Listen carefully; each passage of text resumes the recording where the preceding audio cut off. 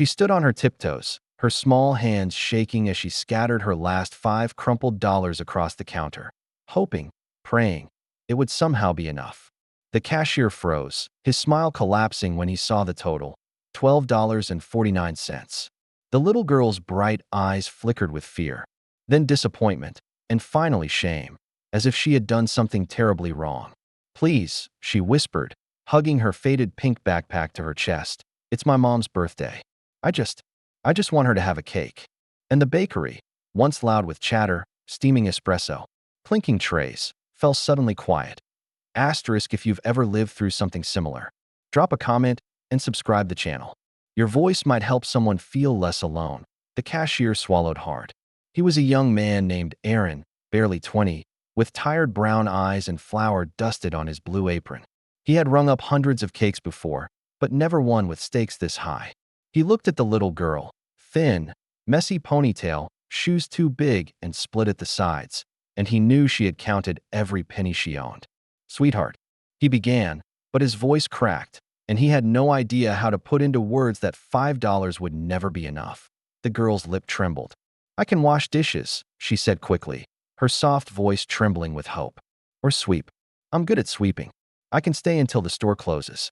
I just want her to smile tonight."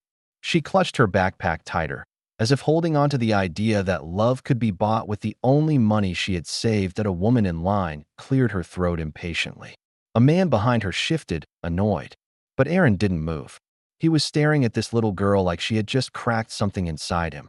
Something he didn't even know was breakable. He whispered, "What's your name?" "Maya," she said. "My mom's been sad since my dad left. This is the first birthday we've had just the two of us. I want it to be special."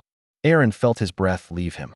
His own childhood, his mom working 2 jobs, his birthday dinners replaced by dollar store cupcakes, flashed back like a punch to the chest. He bent slightly, so he was eye level with Maya, and said softly, "You shouldn't have to sweep floors to buy your mom a birthday cake." A tear rolled down Maya's cheek, and she tried to wipe it without being noticed. Before she could speak, a voice said, "Let me cover it." Everyone turned. An older woman, gray hair in a braid, warm brown skin, deep lines around compassionate eyes, stepped forward. She wore a grocery store uniform, her name tag reading Delilah.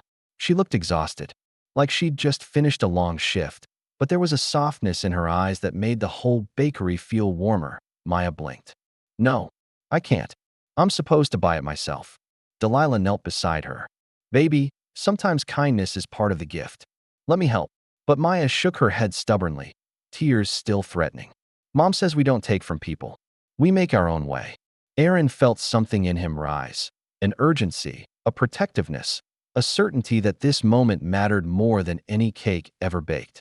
He straightened, grabbed the cake box, and said firmly, "Then this isn't a gift. It's on the house." The bakery gasped. Even Delilah's eyes widened. Maya looked up at him, confused. "On the what?" "Free," he said. "No cost. No sweeping. No dishes. This one's from the bakery." Maya stepped back, shaking her head. But the world isn't free." Aaron smiled, sadness and hope mixing in his voice. "It can be sometimes, just not often enough. Let me make today one of the times." The girl covered her mouth, sobbing quietly as relief crashed over her. She took the cake like it was the most fragile treasure she had ever held. "Thank you," she whispered. "She's going to smile so big. I know she will." Delilah stood and placed her hand on Aaron's shoulder. "Your mama raised you right," she said warmly, but the story didn't end there. After Maya ran out of the bakery, holding the cake carefully, almost reverently, Aaron stepped into the break room, his chest tight.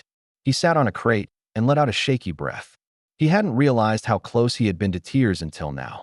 Helping Maya felt like patching a wound he'd carried for years, and 30 minutes later, he heard the door chime again. He stepped back out to the front, and there stood Maya, holding a slice of the cake on a little paper plate. Behind her was her mother, a woman with tired eyes, soft brown skin, and a faded work uniform. But she had the biggest, brightest smile Aaron had ever seen. "I told you he helped us," Maya said proudly. Her mom stepped closer. "I didn't want to come inside," she admitted. "But my daughter insisted." Aaron smiled nervously. I just wanted her to have a good birthday for you." The mother looked at the cake slice, then at Aaron with tears rising. You didn't just help us. You reminded me the world still has good people."